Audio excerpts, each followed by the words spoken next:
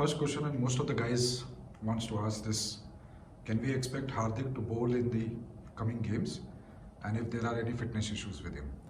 Well, we are all expecting him to bowl, and he's someone who really changes that balance of any side when he is bowling, and he understands that. But we have to listen to his body, and that is something the conversation which we've been having in consultation with the physios. We are looking forward for him to bowl. He's very keen and really wanting to bowl. We just have to wait and be patient and listen to his body. Like I said earlier, it's end of the day for any bowlers. Injuries play a huge role. We are happy that he's there as a batter and with full fitness contributing. So that is the exciting part, and hopefully you'll see him bowl soon. All right. Second one is from Mumbai Mirror and Shillong Times. This is related to dew factor. How much is the dew a factor for MI fast bowler under the lights? What is the key bowling? What is the key to bowling with the wet ball when you have the sweaty palms in such condition? And how do you ensure a good grip on the ball? Well, so far in the tournament, dew has not been that big a factor because the matches are starting early, and that is something which has been working well for the bowlers.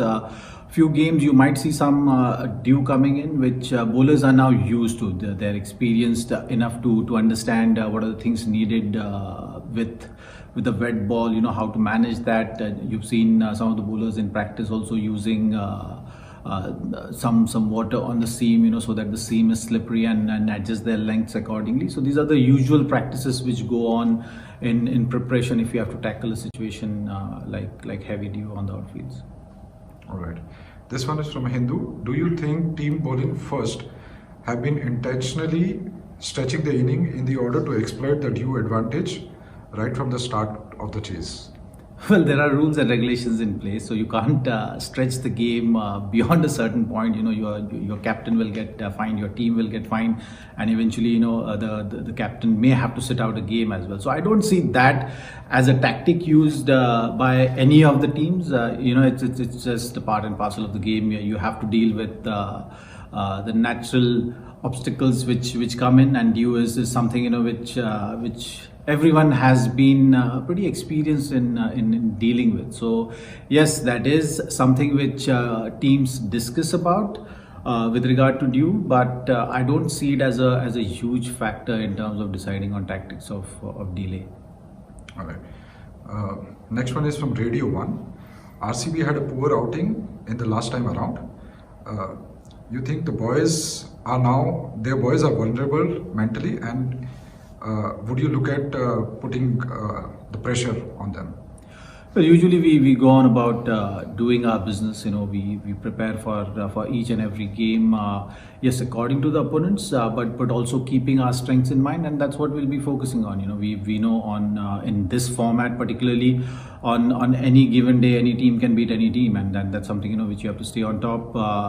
So RCB, what kind of form they are coming in, we are not really looking at that. We are looking at going out there and playing our best cricket and focusing on our strengths, because we know that if we stick to our strengths and live to our expectations which we set on ourselves, we'll do a good job. The next one is from Cricket Next. As wickets slow down along with the tournament, do you see the role of pacers changing? I think we have a very experienced bunch of pacers, and that is something which is definitely going to work in our advantage.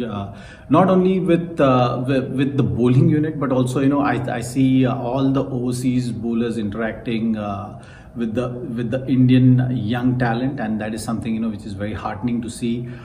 As a MI franchise, we always encourage that all the players who have made that impact at the highest level are role models for the youngsters.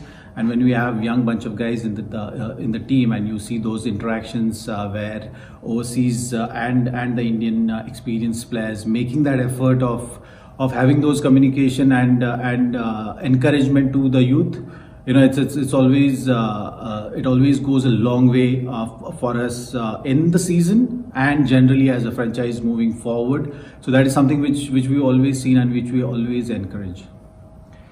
The ANI and New Indian Express ask, MI pace bowling department has looked good, but the spinners have not been very impressive yet. Is it because of the grass layer on the top, or is the form of spinners a worry? I think it's still early in the tournament. We just played 2 games.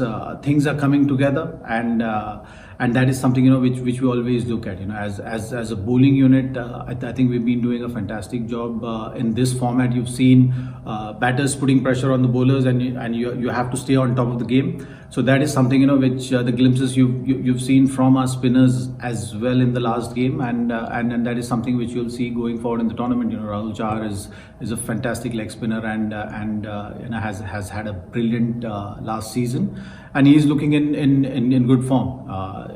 As far as matches are concerned, it's just a matter of time things fall in place.